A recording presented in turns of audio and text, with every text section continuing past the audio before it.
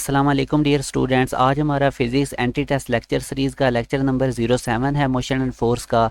हम projectile motion को आज स्टडी करेंगे, इसका फाइनल पार्ट, और इसके अंदर हमारी डिस्कशन होगी ऑब्लिक प्रोजेक्टाइल मोशन के अंदर। ये वो प्रोजेक्टाइल मोशन होती है जिसमें हम ग्राउंड से खड़े होकर प्रोजेक्टाइल फेंकते हैं और वो दोबारा वापस ग्राउंड पे आ जाता है। याद रखें, ऑब्लिक प्रोजेक्टाइल मोशन में पॉइंट ऑफ प्रोजेक्शन पे वेलोसिटी के पास दोनों कंपोनेंट्स होते हैं वेलोसिटी के, हॉरिजॉन्टल भी और वर्टिकल भी। Horizontal component we I cos theta से इनिशियल निकाला जाता है और initial vertical component we I sine theta से। हॉरिजॉन्टल डायरेक्शन में कोई फोर्स नहीं एक्ट करती प्रोजेक्टाइल पे, क्योंकि फ्रिक्शनल फोर्सेज हम इग्नोर कर देते हैं। एक ही फोर्स एक्ट करती है, ग्रेविटी, जो कि वर्टिकली डाउनवर्ड एक्ट करती है। हॉरिजॉन्टल डायरेक्शन का एक्सेलरेशन 0 होता है और वर्टिकल डायरेक्शन में एक्सेलरेशन ऑब्वियसली जी होता है, ग्रेविटी।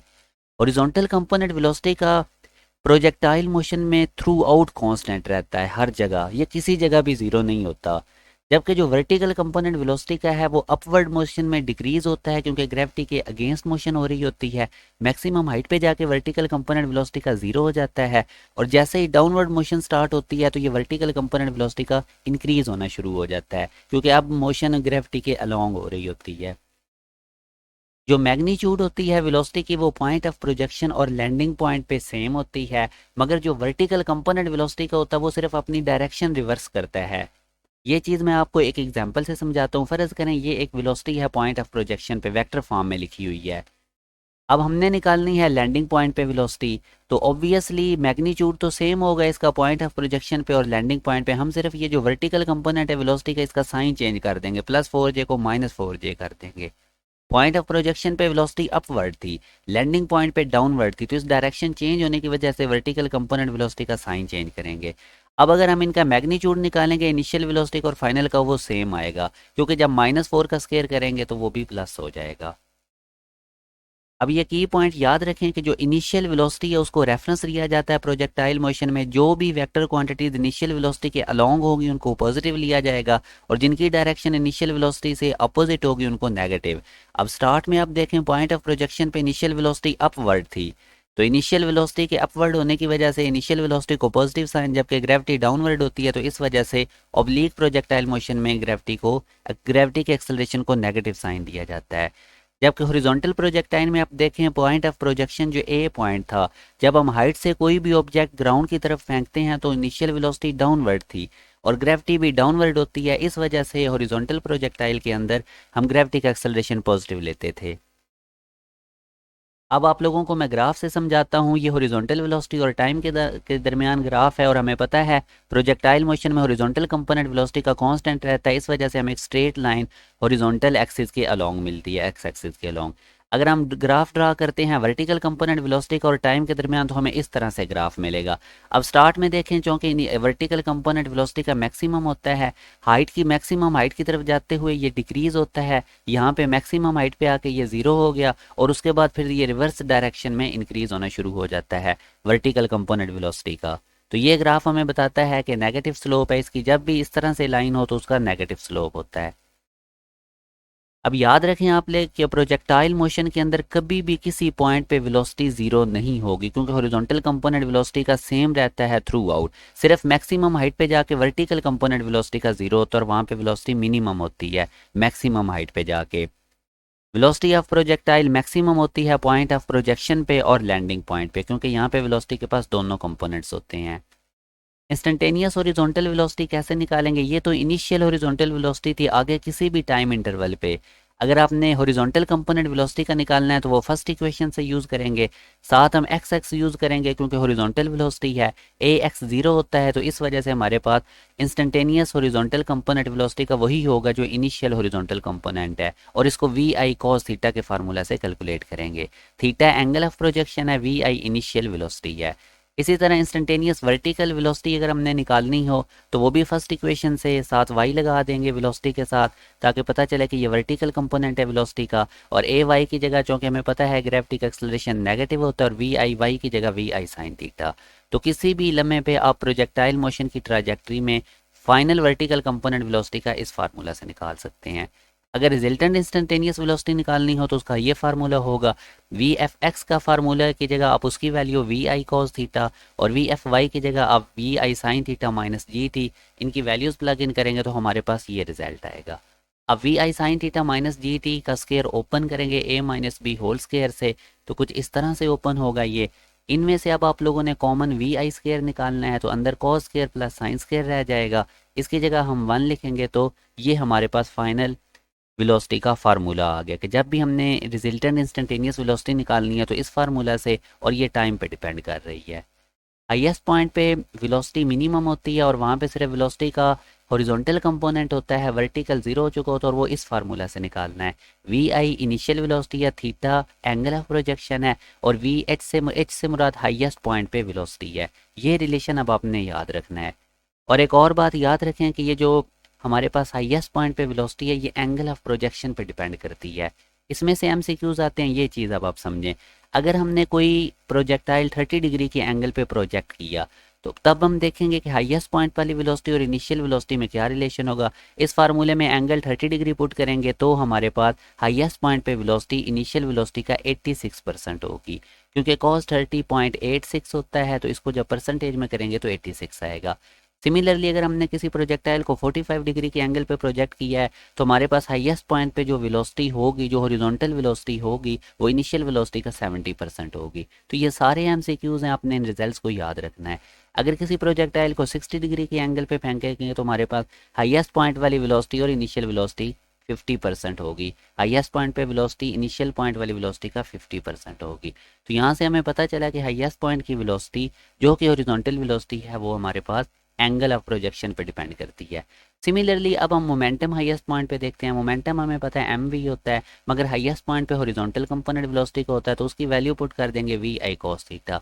अब M we I initial momentum बनेगा, तो हमारे पास हाईएस्ट पॉइंट पे जो मोमेंटम है वो बन जाएगा initial momentum into cos of theta. तो अब इस तरह हम डिफरेंट एंगल ऑफ प्रोजेक्शन पे रिलेशन देखते हैं हाईएस्ट पॉइंट वाले मोमेंटम का और इनिशियल मोमेंटम का। अगर एंगल 30 डिग्री होगा तो हाईएस्ट पॉइंट पर मोमेंटम इनिशियल मोमेंटम का 86% होगा।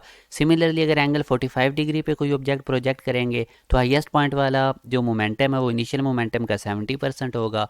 और अगर हम 60 डिग्री पे कोई ऑब्जेक्ट प्रोजेक्ट करेंगे तो हमारे पास हाईएस्ट पॉइंट पे मोमेंटम इनिशियल मोमेंटम का 50% होगा। अब हम काइनेटिक एनर्जी हाईएस्ट पॉइंट पे देखते हैं। काइनेटिक एनर्जी का formula half M V square होता है, मगर हमें पता है हाईएस्ट पॉइंट पे वर्टिकल कंपोनेंट तो वेलोसिटी का होगा नहीं, हॉरिजॉन्टल ही होगा वी एच, और उसका फार्मूला वी आई कॉस थीटा ऊपर स्क्वायर करेंगे तो we I square cos square. अब half M we I square ये इनिशियल काइनेटिक एनर्जी है, तो इसकी जगह के आई इनिशियल लगाएंगे, आगे कॉस स्क्वायर थीटा, और ये काइनेटिक एनर्जी हाईएस्ट पॉइंट पे फाइनल फार्मूला। अब उसी तरह हम डिफरेंट एंगल ऑफ प्रोजेक्शन पे देखते हैं कि क्या रिलेशन है हाईएस्ट पॉइंट वाली काइनेटिक एनर्जी और इनिशियल काइनेटिक एनर्जी में। सबसे पहले एंगल 30 डिग्री पुट करेंगे। cos 30 हमें पता है कि हमारे पास 3√2 होता है, ऊपर स्क्वायर करेंगे तो 3/4 बनेगा, और जब हम इसको डिवाइड करेंगे 3 को 4 से तो 0.75 बनेगा, परसेंटेज में ये 75% आएगा। तो हाईएस्ट पॉइंट पे kinetic energy initial kinetic energy का 75% होगी। सिमिलरली अगर हम 45 डिग्री पे कोई ऑब्जेक्ट प्रोजेक्ट करेंगे तो हाईएस्ट पॉइंट पे काइनेटिक एनर्जी इनिशियल का 50% होगी, और अगर 60 डिग्री पे कोई ऑब्जेक्ट प्रोजेक्ट करेंगे अपवर्ड तो हमारे पास हाईएस्ट पॉइंट पे kinetic energy initial kinetic energy का 25%। अब हम पोटेंशियल एनर्जी हाईएस्ट पॉइंट पे देखते हैं। पोटेंशियल एनर्जी होती है एम जी एच एम, चूँकि यहाँ पे मैक्सिमम हाइट का फार्मूला, अभी ये आगे मैं मैक्सिमम हाइट का फार्मूला आपको समझाऊंगा भी, आप इसको भी सिर्फ याद कर लें। वी आई square sine square theta over 2 g, ये हाईएस्ट मैक्सिमम हाइट का फार्मूला है। तो अब यहाँ से एम एम से हमारे पास जी जी से कट जाएगा, तो half M we I square और साथ साइन स्केयर थीटा। और ये जो half M we I square है इसको हम कहते हैं इनिशियल काइनेटिक एनर्जी। तो यूँ हाईएस्ट पॉइंट पे पोटेंशियल एनर्जी इक्वल होगी इनिशियल काइनेटिक एनर्जी और साथ साइन स्केयर थीटा। अब डिफरेंट एंगल्स के ऊपर हम देखते हैं, जब एंगल 30 डिग्री हम पुट करेंगे तो जो पोटेंशियल एनर्जी है वो इनिशियल काइनेटिक एनर्जी का 25% होगी, यानी बाकी रिमेनिंग 75% काइनेटिक एनर्जी होगी। तो यूँ जो एनर्जी है ये हर पॉइंट पे टोटल एनर्जी कंजर्व रहती है। अब हम 45 डिग्री के एंगल पे देखते हैं तो हम देखेंगे कि इसी तरह पोटेंशियल एनर्जी हाईएस्ट पॉइंट पे इनिशियल काइनेटिक एनर्जी का 50% है। 60 डिग्री के अगर हम चेक करेंगे तो हमारे पास हाईएस्ट पॉइंट पे जो पोटेंशियल एनर्जी होगी वो इनिशियल काइनेटिक एनर्जी का 75% होगी। तो ये अब आप लोगों ने कुछ चीज़ें याद रखनी है कि ये हमारे पास एक ऑब्लीक प्रोजेक्टाइल है, ग्राउंड से फेंका गया। मैक्सिमम हाइट पे देखें इसकी वेलोसिटी बिल्कुल हॉरिजॉन्टल है, वर्टिकल जीरो हो चुका है, और ये ग्रेविटी का एक्सेलरेशन डाउनवर्ड एक्ट कर रहा है। तो यूँ वेलोसिटी और ग्रेविटी के एक्सेलरेशन में 90 डिग्री का एंगल है हाईएस्ट पॉइंट पे। ये एमसीक्यूज आता है, आपने इसको भी याद रखना है। अब ये सारे फार्मूलाज मैं आप लोगों के पास समराइज़ करके लिख रहा हूँ। मैक्सिमम हाइट के ऊपर हॉरिजॉन्टल वेलोसिटी निकालने का ये फार्मूला था we I cos theta. Maximum height के ऊपर मोमेंटम निकालने का ये फार्मूला था पी आई कॉस थीटा, यानी इनिशियल मोमेंटम के साथ कॉस थीटा लगा दें। मैक्सिमम हाइट पे काइनेटिक एनर्जी का फार्मूला और इसी तरह मैक्सिमम हाइट पे पोटेंशियल एनर्जी का। तो ये चारों फार्मूलाज अपने फिंगर टिप्स पे रखने हैं। इन्हीं में से कुछ पास पेपर के एमसीक्यूज डिस्कस करते हैं। एक पार्टिकल है, उसको 60 डिग्री के एंगल पे हॉरिजॉन्टल के साथ प्रोजेक्ट किया गया, तो उसकी इनिशियल काइनेटिक एनर्जी कोई होगी, तो वो काइनेटिक एनर्जी हाईएस्ट पॉइंट पे पूछ रहा है। तो अगेन वही फार्मूला जिस तरह हम अभी करके आए हैं, सिर्फ कॉस थीटा थीटा की वैल्यू प्लग इन करें तो यहाँ से आप देखेंगे कि जो इनिशियल काइनेटिक एनर्जी उसका 1/4 हो जाएगी हाईएस्ट पॉइंट वाली काइनेटिक एनर्जी। तो इनिशियल काइनेटिक एनर्जी अगर के थी तो उसको 4 पे डिवाइड करें तो ये आंसर आ गया। उसी तरह अब आप लोग देखें कि एक प्रोजेक्टाइल को एक ऑब्जेक्ट को इस तरह फेंका गया ऊपर की तरफ। तो अगर हम क्यू पॉइंट पे देखें तो वो कह रहा है क्यू पॉइंट पे उसका एक्सेलरेशन किधर होगा। तो हमें तो पता है कि एक्सेलरेशन हर हर पॉइंट पे एक्सेलरेशन की डायरेक्शन डाउनवर्ड होती है प्रोजेक्टाइल मोशन में। तो इस क्यू पॉइंट पे भी ग्रेविटिक एक्सेलरेशन डाउनवर्ड होगा, बीटा ऑप्शन ठीक है। एक और क्वेश्चन देखें कि हाईएस्ट पॉइंट पे वेलोसिटी ऑफ द प्रोजेक्टाइल कितनी होगी। तो ज़ीरो नहीं होगी, वर्टिकल कंपोनेंट सिर्फ ज़ीरो होता है, जबकि उसके पास हॉरिजॉन्टल कंपोनेंट होता है। तो सी वाला ऑप्शन ठीक है, मिनिमम। इसी तरह प्रोजेक्टाइल को हमने प्रोजेक्ट किया ऊपर की तरफ 100 मीटर पर सेकंड उसकी इनिशियल वेलोसिटी है, और हाईएस्ट पॉइंट पे भी उसने उसकी वेलोसिटी बता दी। एंगल पूछ रहा है, वेरी सिंपल। आप हाईएस्ट पॉइंट पे वेलोसिटी का फार्मूला लिखें, दोनों वेलोसिटीज़ उसने बता दी हैं, हाईएस्ट पॉइंट वाली भी इनिशियल भी वैल्यूज़ प्लग इन करें, और यहाँ से आप लोगों ने एंगल थीटा निकाल लेना है जो कि हमारे पास 60 डिग्री है। तो इसका आंसर सी होगा। अब हम डिस्कस करते हैं हाइट ऑफ प्रोजेक्टाइल को। ये मैक्सिमम वर्टिकल डिस्टेंस होता है जो कोई भी प्रोजेक्टाइल कवर करता है। ये इसका फार्मूला याद कर लें, वी आई square sine square theta over 2g। ये एक प्रोजेक्टाइल की ट्रैजेक्टरी है, इसके डिफरेंट पॉइंट्स के ऊपर मैं आप लोगों को इसकी मैक्सिमम हाइट शो कर रहा हूँ। तो इस पॉइंट पे इसकी मैक्सिमम हाइट है। फार्मूला से हमें पता चला कि मैक्सिमम हाइट इनिशियल वेलोसिटी के स्क्वायर के डायरेक्टली प्रोपोर्शनल है, साइन थीटा के स्क्वायर की भी डायरेक्टली प्रोपोर्शनल और ग्रेविटी के इन्वर्सली प्रोपोर्शनल है। अब देखें जो मैक्सिमम हाइट है वो कब मैक्सिमम होगी, जब थीटा मैक्सिमम होगा, और साइन थीटा की मैक्सिमम वैल्यू 90 डिग्री पे होती है। तो यहाँ से हमें पता चला कि मैक्सिमम हाइट वी आई स्क्वायर ओवर 2g है, क्योंकि जब हम इस फार्मूला में साइन स्क्वायर थीटा की जगह 90 पुट करेंगे तो साइन स्क्वायर 91 हो जाएगा, पीछे we I square over 2g बचेगा जो कि मैक्सिमम हाइट है। सिंपल हाइट थी we I square sine square theta over 2g। V I square over 2g की जगह आप ये मैक्सिमम हाइट पुट कर देंगे तो हमारे पास हाइट और मैक्सिमम हाइट में ये रिलेशन आएगा। अब किसी भी डिफरेंट एंगल पे आप हाइट और मैक्सिमम हाइट का रिलेशन स्टडी कर सकते हैं। जैसे फॉर एग्जांपल अगर मैं थीटा की जगह 30 डिग्री पुट करूंगा तो सिंपल हाइट मैक्सिमम हाइट का 1/4 आएगी, क्योंकि देखिए साइन 31/2 हो तो ऊपर स्क्वायर करेंगे तो 1/4 आ जाएगा। इसी तरह एक एंटी टेस्ट में क्वेश्चन आता है डिफरेंट एंगल्स पे वो आप लोगों से हाइट की रेशियोज पूछेगा। तो ये वाला ट्रिक आपने याद रखना है। पहले एंगल का क्या करना है, sign square theta 1 ratio sign square theta 2, तो इसको सॉल्व कर लेना है, वो हाइट की रेशियो आ जाएगी इन दो डिफरेंट एंगल्स पे। अब इसमें से एक एमसीक्यूज करते हैं। दो प्रोजेक्टाइल हैं, एक को 30 और एक को 60 डिग्री पे प्रोजेक्ट किया गया, उनकी हाइट सेम है, वो इनिशियल वेलोसिटी की रेशियो पूछ रहा है। तो वही कंडीशन यूज़ करें, जो आप लोग दोनों हाइट को सेम रखें जो उसने बताया है, वैल्यूज़ पुट करें। अब देखें 2g से कट जाएगा, वेलोसिटीज एक साइड पे कर लें और इधर साइन वाले एंगल दूसरी साइड पे, दोनों तरफ स्क्वायर है तो स्क्वायर स्क्वायर से कट जाएंगे रूट लेके। तो यहाँ से आप बस इसको सॉल्व कर दें। तो अब साइन 60 साइन 30 आप लोग वैल्यूज़ पुट करेंगे तो सिंपली ये रेशियो आ जाएगी, c option. Time of flight अब देखते हैं। पूरी फ्लाइट के टाइम को कहते हैं टाइम ऑफ फ्लाइट। जैसे कि मैं आप लोगों के सामने एक डायग्राम बनाई है, पॉइंट ऑफ प्रोजेक्शन से मैक्सिमम हाइट तक जाने का टाइम और फिर मैक्सिमम हाइट से लैंडिंग तक का टाइम। तो मैंने पूरी फ्लाइट के टाइम को दो हिस्सों में तकसीम कर लिया और ये दोनों हाफ जो हैं ये इक्वल टाइम है। तो अब हम क्या कम करेंगे, मैक्सिमम हाइट तक जाने का टाइम होता है we I sine theta over G, और मैक्सिमम हाइट से लैंडिंग तक का भी होता है we I sine theta over G. तो दोनों को ऐड करेंगे तो ये टाइम ऑफ फ्लाइट है। आपने डायरेक्ट रिजल्ट याद रखने हैं, 2 वी आई साइन थीटा ओवर जी। यहाँ से देखिए टाइम पीरियड जो टाइम ऑफ फ्लाइट जो हमारे पास वो इनिशियल वेलोसिटी के डायरेक्टली प्रोपोर्शनल है और साइन थीटा की भी डायरेक्टली है। अब हमें पता है साइन थीटा मैक्सिमम होता है 90 डिग्री पे, तो टाइम ऑफ फ्लाइट भी मैक्सिमम होगा 90 डिग्री पे। तो अब ये देखें मैक्सिमम हाइट तक जाने का टाइम आपको पता था we I sine theta over G, ये भी याद रखना है। और ये हमारे पास टाइम है पूरी फ्लाइट का 2 वी आई साइन थीटा ओवर जी। अब ये रिलेशन अब देखें मैक्सिमम टाइम कैसे निकला कि हमने अगर थीटा की जगह 90 पुट किया तो साइन 91 हो जाएगा और पीछे बचेगा 2 वी आई ओवर जी। अब ये टी मैक्सिमम जो आया है 2 वी आई ओवर जी, ऊपर मैं 2 वी आई ओवर जी की जगह टी मैक्सिमम पुट करूंगा तो ये टाइम ऑफ फ्लाइट और मैक्सिमम टाइम में रिलेशन आ गया। उसी तरह आप डिफरेंट एंगल्स पे इनके दरमियान रिलेशन देख सकते हैं। और ये आपने एक शॉर्ट ट्रिक याद रखना है, डिफरेंट एंगल्स पे आप लोगों से टाइम ऑफ फ्लाइट की वो रेशियो पूछेगा तो वो सिंपल साइन थीटा वन को साइन थीटा टू से आप डिवाइड कर देंगे, थीटा वन थीटा टू वो दोनों एंगल्स होंगे। अब पास पेपर के क्वेश्चन डिस्कस करते हैं। एक प्रोजेक्टाइल है, उसको इतनी 19.6 मीटर पर सेकंड की वेलोसिटी से प्रोजेक्ट किया गया एक्स एक्सिस के साथ 30 डिग्री के एंगल पे।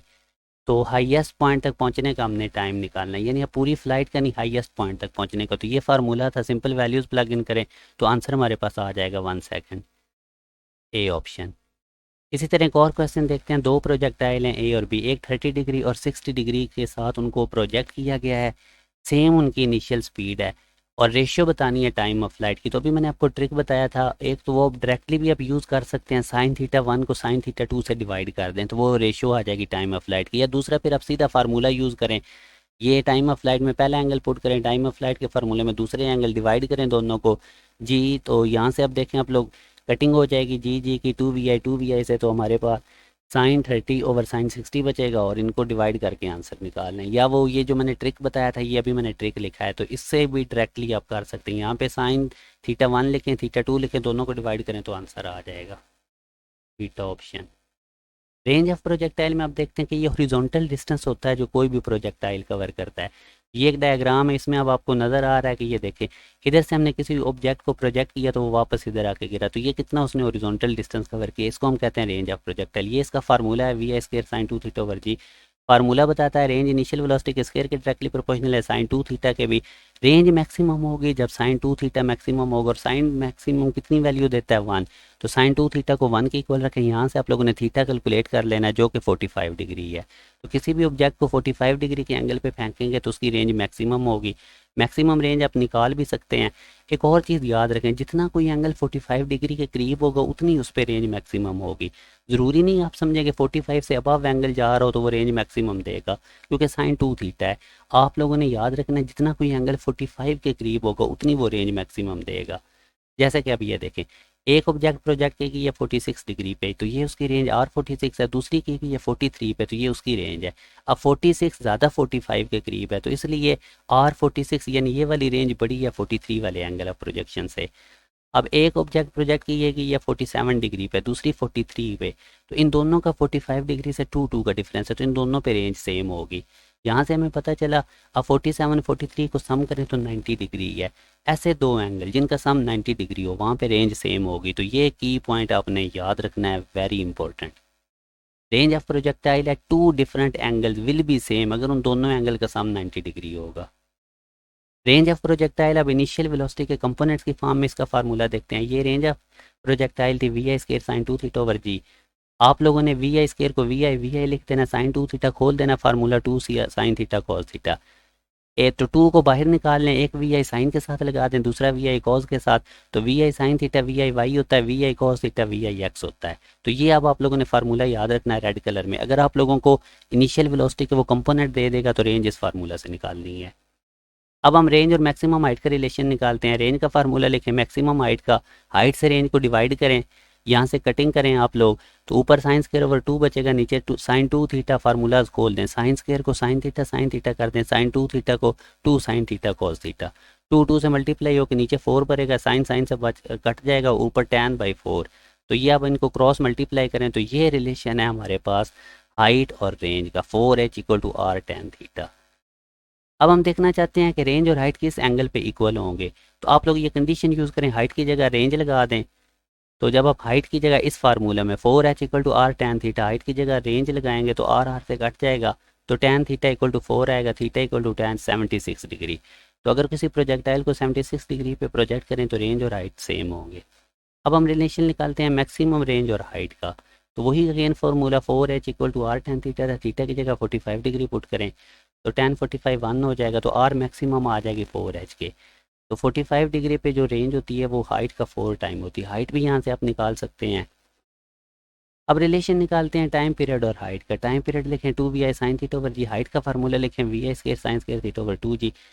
आप लोगों ने टाइम पीरियड का, टाइम ऑफ फ्लाइट का, मेरे मुंह से टाइम पीरियड निकल जाता है, टाइम ऑफ फ्लाइट का स्क्वायर करके आपने उसको हाइट से डिवाइड कर देना। तो ये हमने इनको डिवाइड किया, तो जहाँ से आप लोग कटिंग करें तो t² ओवर h = 8 ओवर जी की इक्वल आएगा। तो ये फाइनल रिजल्ट, इसको अब आप लोग याद रख लें, ये टाइम ऑफ फ्लाइट और हाइट का रिलेशन है। तो यहाँ से आप टी भी निकाल सकते हैं। ये ऑब्लिक प्रोजेक्टाइल मोशन के अंदर टाइम ऑफ फ्लाइट और हाइट का रिलेशन है, जबकि हॉरिजॉन्टल में मैंने आपको ये बताया था। तो इन दोनों में डिफरेंस भी आपने याद रखना है। याद रखें जैसे जैसे एंगल 45 डिग्री से बढ़ जाएगा, रेंज डिक्रीज होगी, हाइट इंक्रीज करती जाएगी, मगर 76 डिग्री पे रेंज और हाइट इक्वल होंगी। 76 डिग्री से अबव एंगल पे भी रेंज लेस होगी हाइट से। अब ये एक मास्टर फार्मूला याद रखें जिसके अंदर टाइम ऑफ फ्लाइट, हाइट और रेंज तीनों का रिलेशन है। तो ये इससे हर तरह का क्वेश्चन सॉल्व हो जाता है।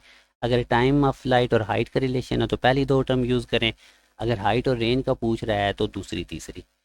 अब कुछ पास पेपर के क्वेश्चन करते हैं। दो प्रोजेक्टाइल्स हैं, उनको डिफरेंट एंगल्स पे प्रोजेक्ट किया गया, उनकी सेम मैग्नीट्यूड है वेलोसिटी की, तो वो रेंज पूछ रहा है। तो अभी मैंने कहा था जिन दो एंगल का सम 90 डिग्री होगा वहाँ पे रेंज सेम होगी और वो बीटा ऑप्शन है।